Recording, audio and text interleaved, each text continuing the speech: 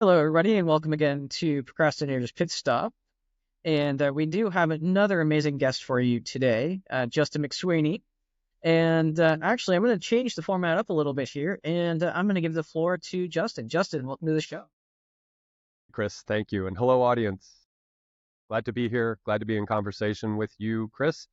And yeah, I'll do a quick little introduction and I'll give a little background on what you and I did prior to this conversation, wherein I have a show similar to yours, and it's not super themey. There's no big direction that I go in, but it does revolve around people finding well-being and being able to sense make and have salience for meaning, things that stand out to them that are meaningful in life, and maybe even see through those two modes kind of purpose development, in life. It's not that the purpose is out there; it's just they find purpose through sense and meaning making mechanisms or whatever means that they're doing to cultivate that. So that's what I do. I have that show. And again, I reached out to you because I really thought what you do is interesting, and I wanted to be if you would open the door, you would let me in, and we could have a conversation because I want to contribute to your project. And likewise, this we didn't talk about this before recording, but I would love to have you on my show too. So I'm gonna spring that on you in the middle of an interview. But yeah, because I want to talk to you about these kind of ideas around, again, well-being, and you focus sometimes on procrastination, which I think is very important. And we may touch on some of these ideas about the digital age and so forth. That's doing for us as a sort of technical culture at this point. So yeah, I'm looking forward to this talk. Not much else about me that's interesting. I just run that show, and I'm sure you'll have the links down below because I have had some absolutely amazing guests on that show. Oh yeah, definitely to all our listeners, you're definitely going to want to check out Justin's show. We will be putting a link to it in the description as well. And I'll save that surprise for you to find out on your own, though. But yeah, you definitely want to go and take a look at it. Okay, and just before we jump into everything here, Justin, we do like to have a little bit of an icebreaker. And the question today for you is, which cartoon character do you most identify with? My first thought when you brought that up was I liked SpongeBob for a while. I think when SpongeBob first came out, I was almost 30 years old. So, but hey, I would watch it. But the reason I liked SpongeBob is going back another 10 years into the early 90s, I really loved Ren and Stimpy. So I would say that I might, I almost identify with both of them because they are these kind of polar opposite characters. One is very grouchy and neurotic and has prone to meltdowns and all these craziness. And that's Ren, the Chihuahua, asthma hound Chihuahua. And Stimpy is this eternally optimistic but stupid cat, just dumb as a box of rocks, but he's just so adorable. And he's eternally optimistic, much like SpongeBob is. So I'd say I would probably err towards the Stimpy, but I have those moments of Ren in me too, where I can be neurotic and have meltdowns and things like that. Hot mess. But I just adore Stimpy because again, he was always seeing the bright side of things, and trying to do good, even though he was an idiot, he tried to do good. So I think I relate to that. And I won't say I'm an idiot, I have my moments, but I have idiot moments, and I'm good with that. I don't find that to be a big flaw or a big fault. So yeah, Stimpy the cat would be my Stimpson J Cat, I think is his formal. Some interesting choices there. What's fascinating to me actually about SpongeBob is that underneath I actually sat down and watched it quite a bit, and there's actually a lot of deep messaging in there. Well, not uber deep, like it's not life shattering, but But for a children's show. yeah, it's a children's show. But I mean, SpongeBob does embody some of those characteristics that we do strive for. He's got goals. They're not big goals, but he's got goals, and he strives to be the best he could be where he is. So and then you have Squidward, who's constantly trying to get somewhere, but he's not. So some very interesting, very interesting parallels to be drawn there as well. So I like to like that. It's a good one. Yeah. Okay, let's dig into it, Justin. So let's start off with what is procrastination to you personally, and how do you define it? I can share an anecdote with the audience.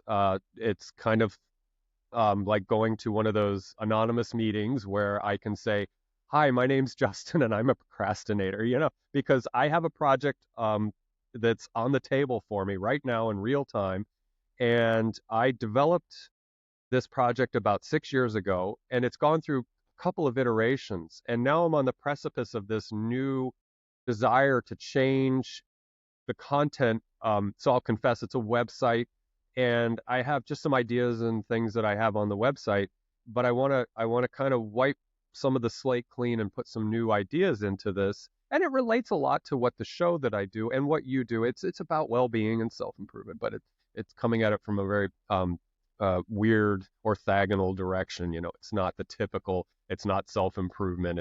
But anyway, I won't belabor that. But here I am. I decided about maybe 2, 3 months ago that I want to make some changes. And I just sit, and it's actually over on this computer behind my shoulder. I have a different life on that computer than I have on this computer. But anyway, no, I'm sorry, though. It is on this computer. I'm getting myself confused. I just can't get the ball rolling. And I think partly, if we were to get into the phylogenetic tree of procrastination, all the different species of procrastination. This one is more about having a good, healthy fear of what I'm engaging with, because I'm not satisfied with the work that's on there now. That was done about a year and a half, 2 years ago. I'm a different mind now, and I want that to show up in the work. And so I'm really, in a way, I hope it's a healthy procrastination that I want to respect this work, and I don't want to just jump into it and crank it out. I want it to come up organically from me and flow from me, and I haven't gotten there yet. So I think this procrastination is not too shadowy. It's not too much born of my feeling like I'll fail or that I'm not worthy of, doing this task. I have those layers of confidence built in. But like I said, it bothers me nonetheless that I'm not this wellspring of ideas that's suddenly able to move right into a flow state, and in 10 hours I can knock out some really neat stuff. I just have to trust that that's going to show up for me in the future. you know. Uh, so to be continued, but that's where I'm at as far as being a member of Procrastinators Anonymous, and on a larger macro, like everyone in the world kind of perspective on procrastination. If you're here as somebody who is maybe moving through that right now, I would say it has to be one of the more normal things, dilemmas that we deal with as people. I would say that, if you're concerned or you're feeling guilt about feeling that you're not, stepping up and providing or doing what you need to do, or you just keep doing the other busy things, I'd say that's fine. That's, it's okay to acknowledge that, and you will want to move from that. But that's a good sort of scaffolding or ground floor to be on, is to say, I'm not a freak of nature. I'm not normal. This is something that every person deals with to one degree or another. And there can be, and you know far more than I do, but there can be types of procrastination that you may want to have intervention and have somebody, a friend or even a therapist or somebody who can talk with you and help you move through it in an expedited manner, or in a way that would be the path of least, obnoxiousness or resistance or whatever. That might be my little soapbox preachy thing about it, is just accept that it's part of who we are and what we do. And I think it's also a compliment to us as humans that our minds are that sophisticated that we have the capacity to, to not just act instinctually, and which could have bad results too. That we just flummox our way through something, that could not have the best or most desirable result. So that's my sermon on procrastination. I'll hand it back to you and see where you want to go with that. Oh, yeah, well, what you said, I mean, it hits the nail on the head. I mean, a lot of that comes down, and you're right. Not always, it's not always about, some fear. But perfectionism is kind of it sort of segues off, right? So, not being happy with something and, wanting to fiddle with it, get it exactly perfect right before you get it out. I mean, that's something that a lot of us deal with, myself included. I fall under that category quite a bit. So how do you, in your cases, when you've come up across it, how do you get over it? Historically, with the matter that I just brought forward aside, I'd say historically throughout my life when I am engaged in procrastination, the one thing I love to the sort of ancillary benefit or whatever it is when you do all your busy work to avoid that, project A has been put aside so that you can get into little micro projects B through L or yeah, and you do all this little busy work. I almost see, some wonderful attribute to that, but it's not, but it's like getting all these other little things like I'm gonna go vacuum everything in the house instead of handling this project or, making that phone call or whatever it is that I have to do. I'm being kind of silly, but I think for me, that's one way of salving the guilt. Like I really should be doing this, but look, I did all these wonderful things, and it's kind of counterproductive. But I guess you got to get your silver linings where you can. But again, going back to my history, I've never deeply struggled with procrastination because I am, and you'll know this is evidenced in this conversation that I'm a hyperactive person, and I'm more prone to so if my neurosis, because I can be neurotic, if my neurosis shows up, it is that worry that I will not do that which is in front of me. I will not get that project taken care of. So there are times again where I try to skirt around my obligation or whatever it is that I'm procrastinating over, and that happens. But most of the time I'm even more anxious or neurotic about I need to do this, and if I get it done, then I won't be worked up about it, or it won't sit and fester in my mind. Again, for being a hyperactive person, that's a relief not to have that thing hanging over, at least my weird mind or however I'm constructed. So I would say that that's for me maybe a superpower in that, if I can't let it go in the sense that it has to get done, I can. And you mentioned perfectionism, and I think that's a good point that I'm more of an acceptabilist. Like I do things to satisficence or acceptable, sort of not like a B minus versus I have to get that A plus every time. I'm good with B minus. So that helps me out a little bit. I think that keeps me from derailing myself even more.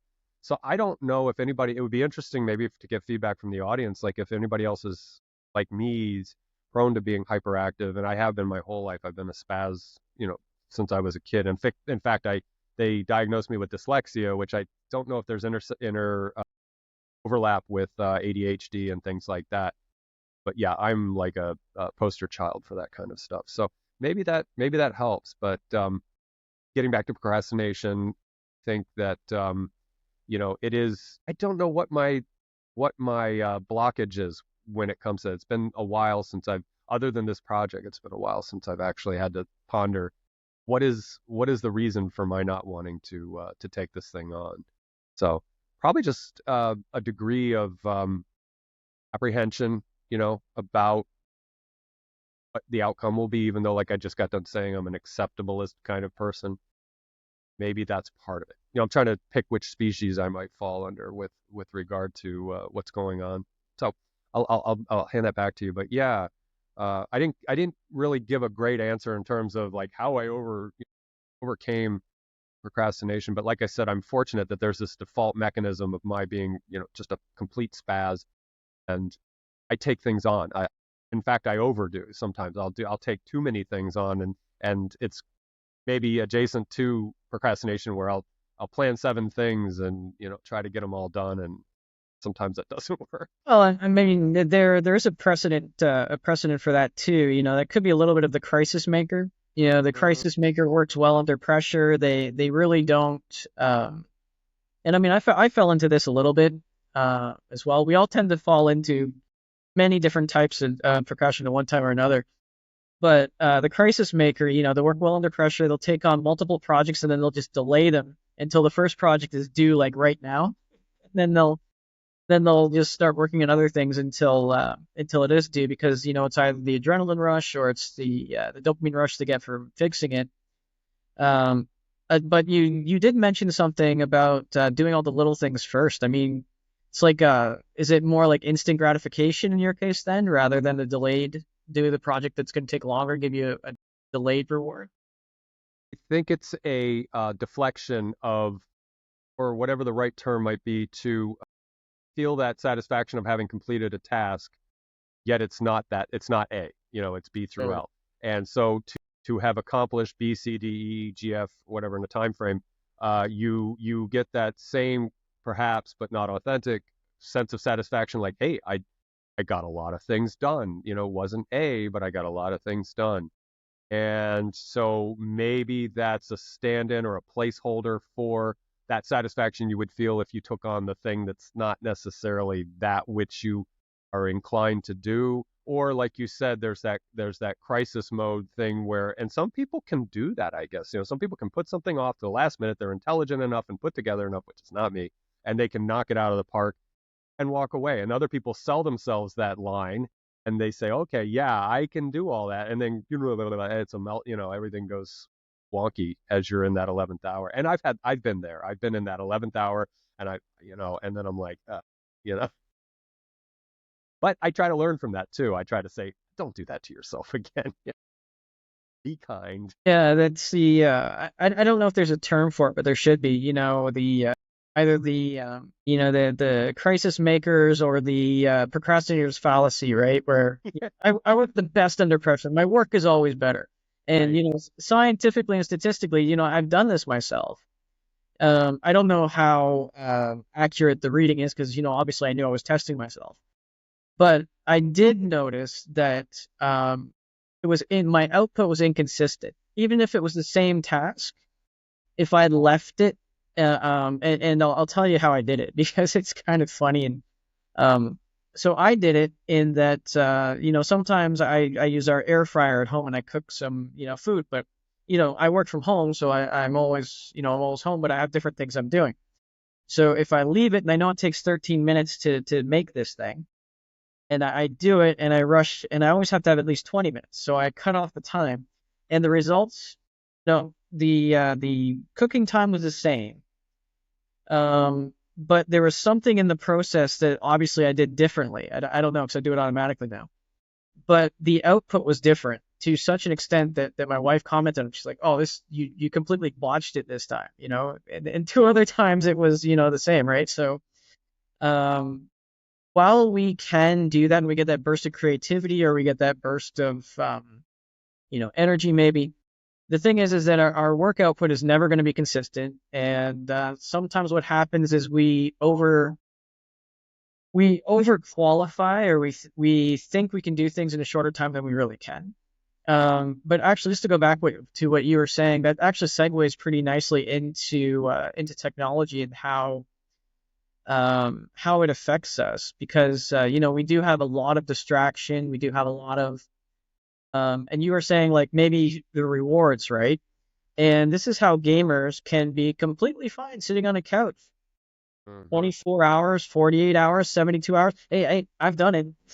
Like when you're going through and you're actually completing something, it's not anything real, but your brain doesn't really know the difference. Yeah. Yeah. Um, yeah, we had touched on the idea of what tech is doing with us, to us, for us, as we are unfolding into what is probably going to be a long epoch of our relationship with machinery and software and things like that. And one thing I thought that I'll throw out here for you to work with is the idea that when we get into these, let's say we are struggling with not just procrastination, but maybe a host of other subclinical matters that don't require strong therapeutic intervention from a licensed clinical therapist or psychologist or whatever. But we're on that, in that liminal space where there's things we might want to work with. I almost wonder, and I'm trying to look at the positive first, and then we can go into things that might be able to go wrong.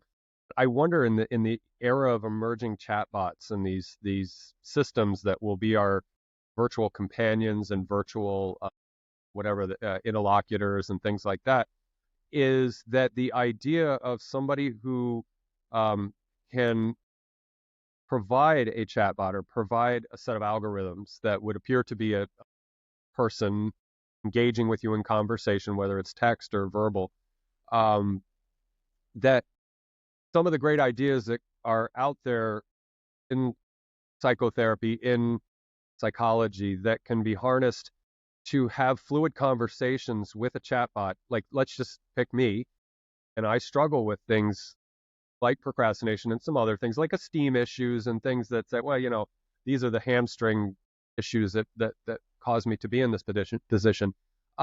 It might be a good facilitation for some people to have that availability, with guardrails and caveats in place to check in real time and get some assistance very quickly, and have a system that can check in with you. Like, we all have mobile devices now, so your cell phone or whatever, your handheld, can check in with you. And maybe you could have a tablet somewhere or a laptop, and you can have once a day check-ins with these systems, these chatbots, that you can develop a pseudo relationship with. I mean, it's, you have to acknowledge that, but it's a voice, and it's something that appears to care about you, and it appears to, want you to do better.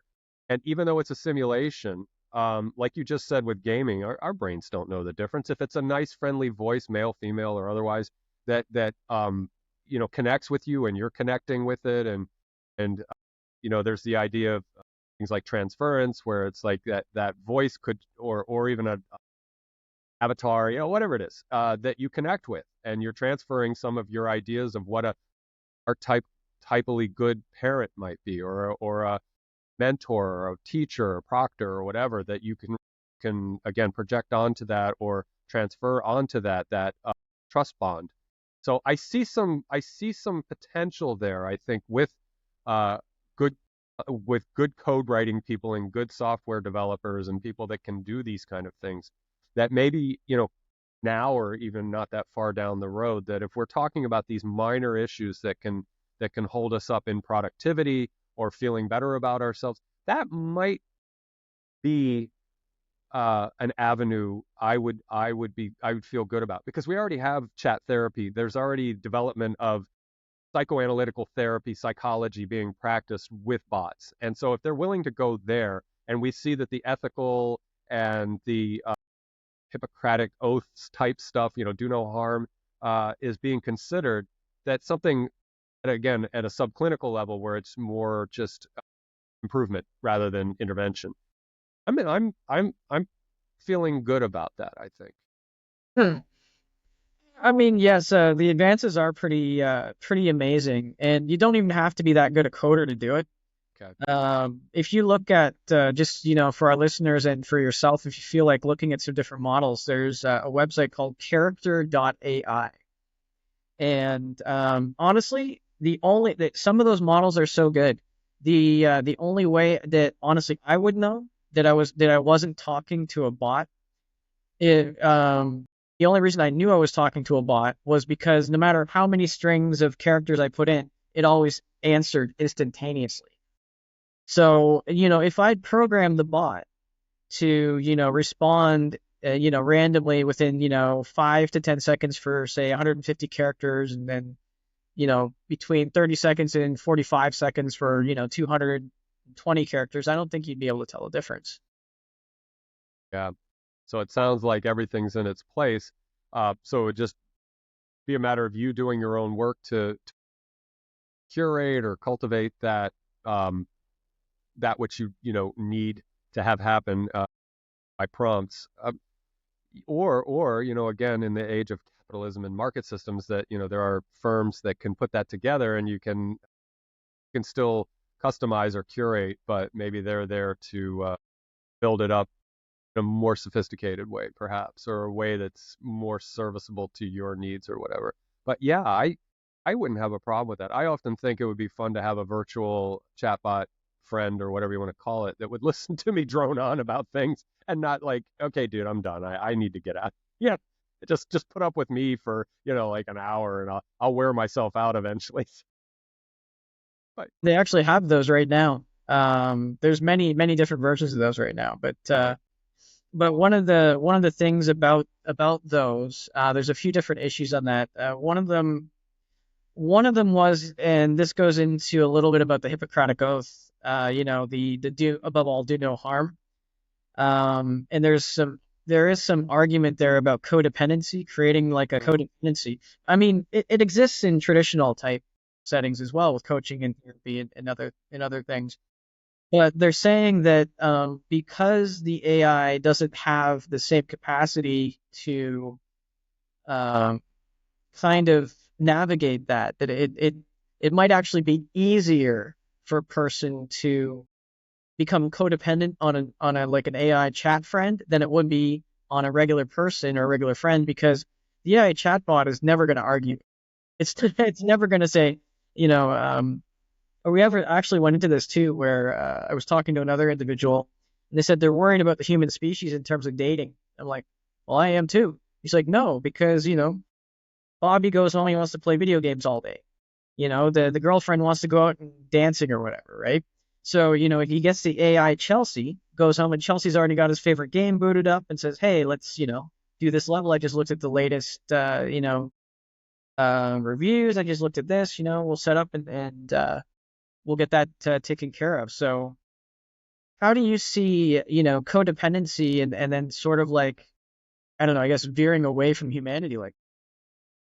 It's a very, very real threat. And I would look at this and I would ask the audience not to judge me. I'm not trying to be ageist here, but I came from a generation that I grew up before all of this. And so I was in my late 20s, early 30s when the interwebs came to prominence and we started getting social media and let's say the early 2000s, and things were moving from there. But I was already in my early 30s. So 70s, 80s, 90s, there was none of this really, unless you were at a university and you had, some in-house intra-web kind of thing going on, and you were just goofing and doing stuff, which I'm sure was happening in the late 80s and through the 90s. But anyway, for the most of us, I didn't really get online until I think the year 2000 or 2001, full time, like doing a lot of stuff online. And so I say that because there's now two generations that have come up since then. There's the younger end of millennials, the Gen Zs, and now the Gen As. And I'm concerned in a way, and not deeply, but concerned in a way that Gen Z or anyone under 25, let's say, is living from a different perspectival knowing than I am. I cannot inhabit the perspective that they're inhabiting. They grew up with the internet, they grew up with social media, they grew up with handheld devices. They were very much connected in that sense. I moved into it later in life. And so now I have no access to how they are visioning their interaction with fleshy humans as well as algorithms and bots and things like that. So I'm agnostically concerned, like I just can't know. But nonetheless, I can imagine some of the scenarios that might come up, like you just spoke to, wherein someone finds it far more seductive to live in an idealized environment that is a simulacra. It is not based on a true reality or an abstraction from reality. So I think about this a lot, in fact. And then you compound that by something that's being kicked around in philosophy of mind and social in sociology, and that is a further abstracted self called the Prophilic Self, wherein I'm more of a persona self. I do have a Prophilic Self because I have accounts on Instagram and Facebook and YouTube, yada yada. So there is that me that is out there as an avatar in the ethers and cyber, whatever it's called now, cyber world or cyberspace. And then there's the persona me that's engaged with you right now, which is not necessarily being prolific. I'm trying to be more of the quote unquote authentic persona self. So I say all that because that prolific self is now living in the idealized environment. And there is very little filtering there to, as you said earlier, in a gaming environment, the brain doesn't know. And the brain, if we get Freudian, or what was it, Carl Rogers had this idea with the subconscious, the persona, and there was something called the Rogerian filter there that would try to line and make in a congruous, flowing fashion the connection with reality, so that there is your persona that is doing things. The Rogerian filter is there to check in with the so-called subconscious, and things align. And if there's something out of alignment with what your true kind of core nature is versus this flexible, fluid persona self, you feel the conflict. It's real and you feel that. But there is no Rogerian filter there between the, I'm getting a little deep and I apologize to the audience if this is getting wacky, but that abstracted self, which is what they call the prophilic self, I don't know if we have that hardware to filter that. So that's an area of concern that I'm not going to lose my mind over it. I'm not going to get upset because I think everything is, kind of a social experiment. Everything is a step forward into the unknown.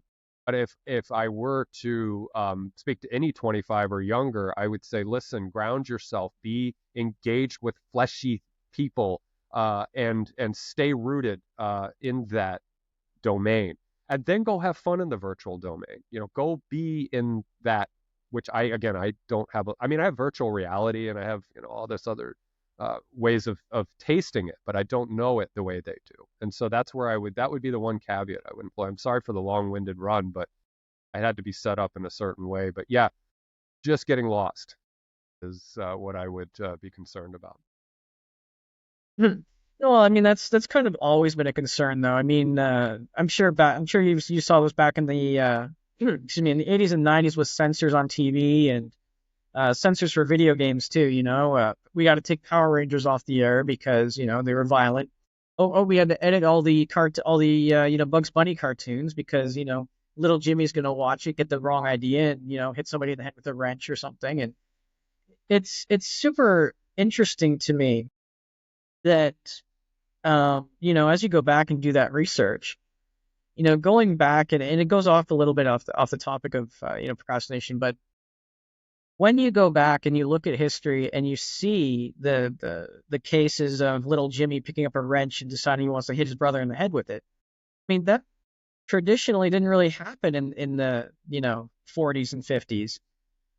So why are they blaming those incidences on TV and video games and virtual reality now, do you think? I think, again, because we are entering into a simulacra of authenticity, if that's a good way to say it. So a simulacra is close to a simulation, but a simulation is based on a copy. It's simulating something that exists. Simulacra is a simulation that doesn't have a copy. And I think people are, again, moving into, and this is what the Wishtonowski sisters were trying to do with the Matrix. You're plugged in, you're living this virtual reality, yada yada yada. It's so hard to tell.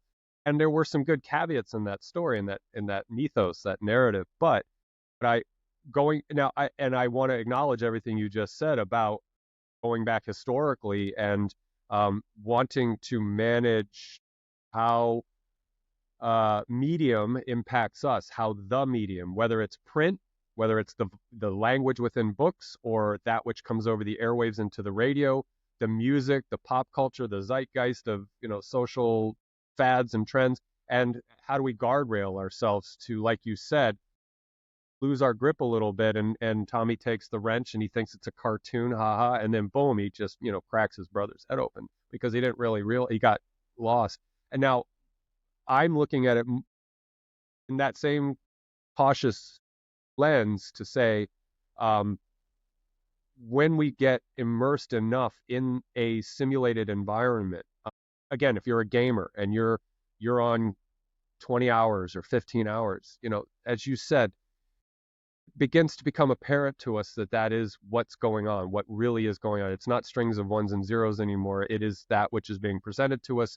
It's, affective states are being triggered, yada, yada. And so when we get further and further into that, I mean, we've got what was that, Meta was trying to get us all into some metaverse or whatever. And it will eventually, I think, come to pass that, there will be an option to engage to whatever degree of time in a kind of virtual system. And that's something where I see red flags, because wanting to immerse yourself, again, the guy that goes home and he's got his fleshy girlfriend that wants to go do physical things, and he's got this virtual option that's extremely idealized. Like you said, codependency can arise. You can be seduced by this and drawn into it, where there are no pushbacks and there are no tests to your,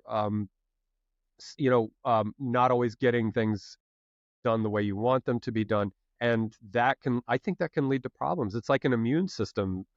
You got to build up you've got to be able to have bad moments in life. You've got to be able to have arguments and disagreements and having to compromise with your fleshy mate, your partner, and they want to go do something.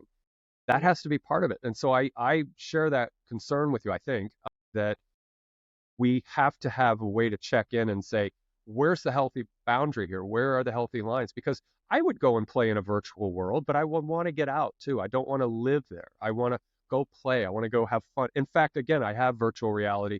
I would love to. It's really stagnant, at least in my opinion. Virtual reality is kind of stagnated. There's gamers, but there's not a lot of really good interest because there could be some interesting things that are done with that to have escapism and to have idealized realities played out.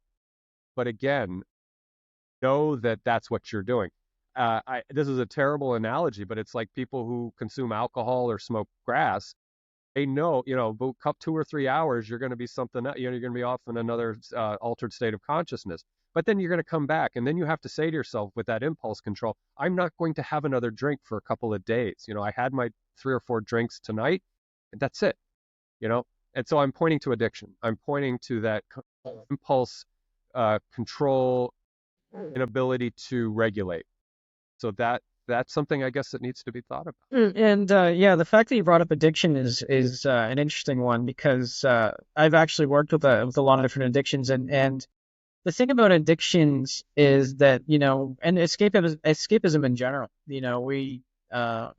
we're just looking to cover up or get rid of some sort of pain point. So really, there should be more funding and more money pumped out into programs to kind of prevent this or kind of get down to those root causes. But what's really interesting and sort of ironic is that we're making all this technology to become closer, to make communication easier, and yet we're not.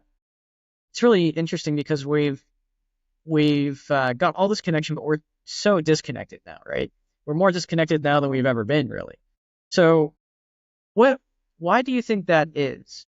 I mean, we're more connected than ever, but we're less connected. Yeah, in the United States, the Surgeon General claims there to be an epidemic of loneliness. And what I might propose, and this speaks again to everything that we've been talking about maybe in the last 10 or 15 minutes as we broached into technology, is that what is the measure of the quality of my friendships online? I have plenty of cyber friends, people I've never met in person before, but I communicate with them and I have bonds with them online.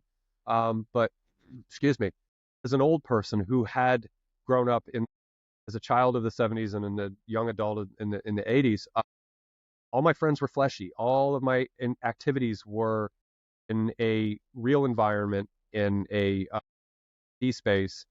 And I for better or for worse, I knew what my friends were made of, and I knew what was going on more intimately with them than I do with that character. This goes back to the prolific self, the avatar of my friends or me online doing things. And this could be controversial, but when we present ourselves online, we tend to idealize ourselves. We present a self that is, they could be moody, but most of the time we're having a good time, and my life is really flowing nicely. It could be a crap storm behind you, but in the presentation that you give. So to get to the point to your question, I would say that when we present ourselves in that manner or mode, that there's again that filtering that goes on. That Rogerian filter is probably screaming like, no, you're lonely.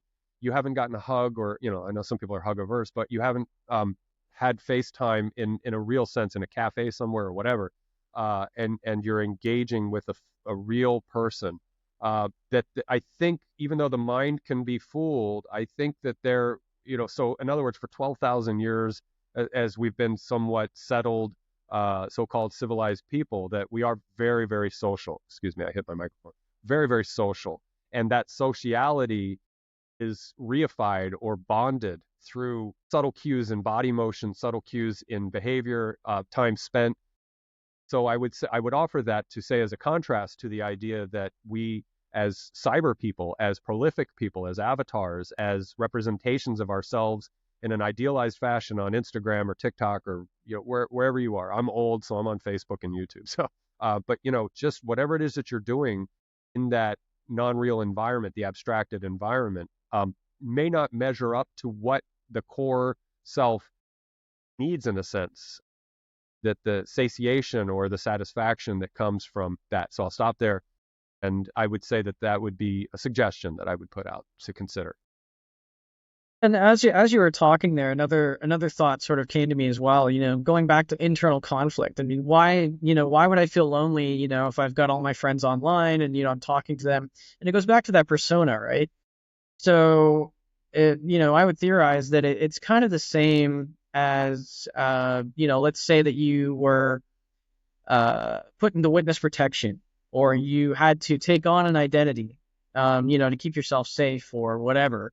You could still be, even in real life, I think there would be that sort of split inside yourself, that sort of conflict, because you'd be lonely, even if tons of people knew you'd talk to you every day, just because nobody would know the real you. And again, yeah, you could never show your hand again as that older self. And that, again, I think you are cultivating or curating a prolific self. So if you're an informant, you're in hiding, they move you to another city, maybe a little plastic surgery, and you're a new you. And the old identity has to go away because somebody will come and get you if they find any little trace of you.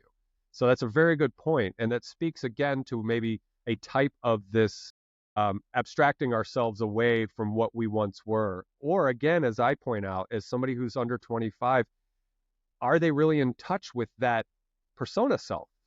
They should be. I mean, I'm not trying to be histrionic or overreacting, but I think what's Generation A going to be facing? Are they going to cultivate that authentic persona? And authentic is a misnomer because our selving is fluid. Selving ourselves is fluid. I never say self as a noun. I think it's more as a verb. And so that's something else to think about because it's always subtly, just like our body, we shed 50 billion cells every day in our body, something to that effect. And so our body is like the ship of Theseus. It's constantly rebuilding itself but it's still us in continuity. There's this continuum of ourselves. But the self, the psychic self, the mental self, subtly shifts and changes. But we always check back in with our histories to sort of reify who we are in present time.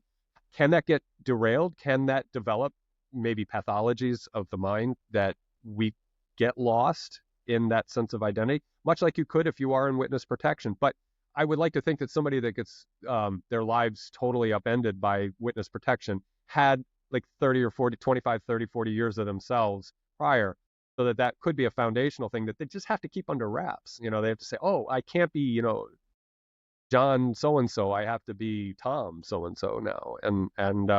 Wow, that's got to be a lot to deal with. But I would think perhaps that they can do a translation process like, I'm John, but I'm Tom, and I'm still gonna act like John, but I have to be Tom. I don't know. That's an interesting question to which I have no good answer. Well, just the whole theory of self, like you said, I think technology kind of gets in the way a little bit because we have the ego, we want to fit in, we want validation. And I mean, social media is all about validation. I mean, it hooks us on validation, like, Yeah, right from yeah. birth. Talk about addictive. Yeah, yeah, So and how do you get out of that cycle? Because society tells us that I have a Facebook account because it's got funny cat pictures and stuff on it. I've been posted since 2015, but I had to have one to prove I was a real person. Like, why? right. I got a driver's license. I've got a passport. That should Yeah, prove enough, right? yeah. And the irony that your prolific self is an authenticating vector. It's like, what? That's not really me, man. Yeah, it's a picture. So, oh gosh, that's funny. But, uh, yeah, and what's on the horizon? I mean, what is the next step in online presence and online living, or not even online, but just where are we heading, I wonder. And we brought up, I think, one thing that's probably certain is with machine learning and large language models and the rapidity of information available to us as being presented to us by chatbots and pseudo friends and things like that. I'm concerned because then, I have virtual friends online, and that may not be satisfying and satiating in the sense that, I have that real contact. But then again, you take that a step further with the bot that can be very authentic and very engaging. Like you said, there's a possibility for codependent relationships. There's also the possibility that you could enter into such an idealized relationship that it turns you into person who would find it very difficult to interact with flawed people, with people who are moody and temperamental, have their egos and their narcissistic tendencies. And we all have, you know, we all are on a spectrum of narcissism. It's not necessarily a bad word, but when you cross a certain line, then you're, obnoxious narcissist.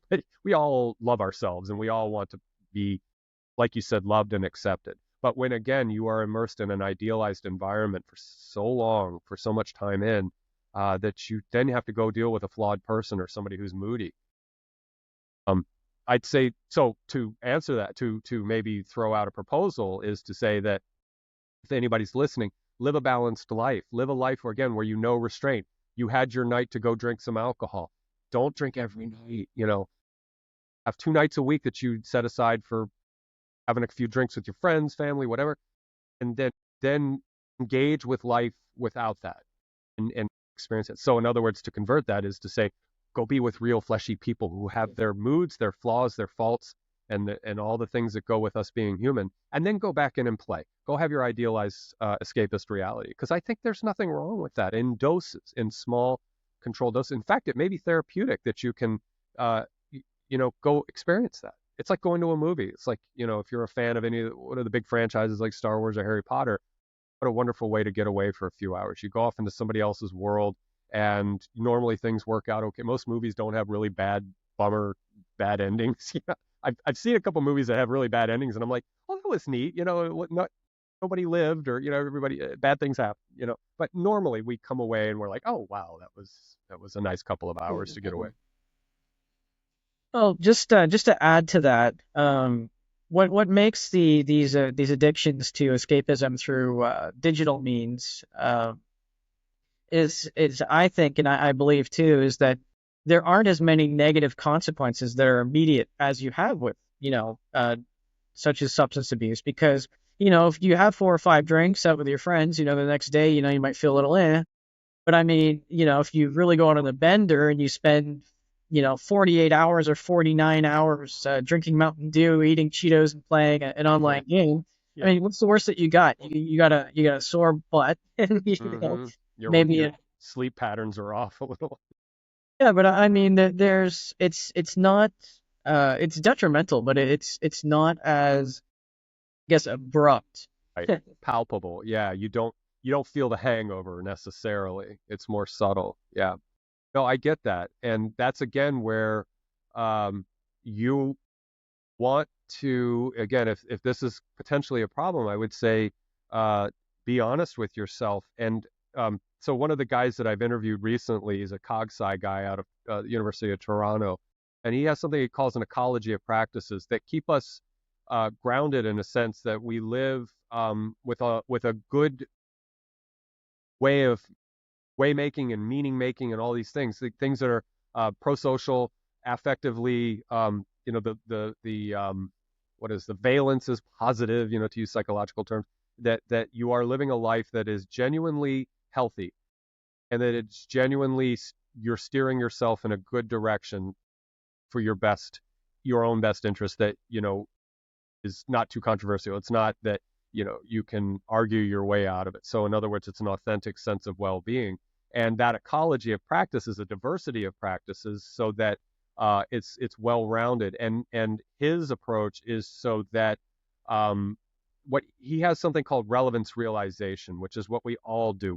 We're being bombarded. Our sense organs, or whatever you want to call them, apparatus, are constantly being bombarded by basically information. It's things coming in, and we have to zoom in on that which is relevant, that which is important to us, to sense make, to way make through the world.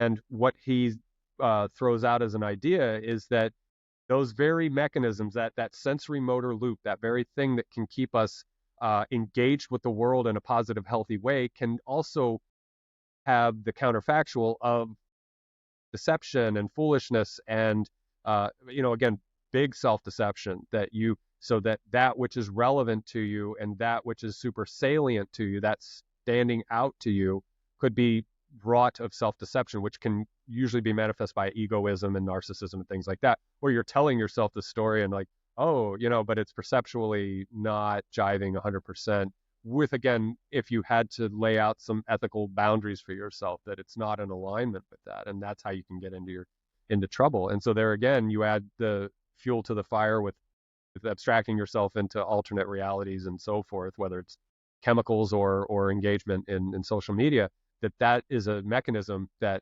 is opposite to, again, what he prescribes as an ecology of practices that keep you grounded, keep you, your salience mapping is authentic in as best as possible. I'll stop there because there's a lot of stuff.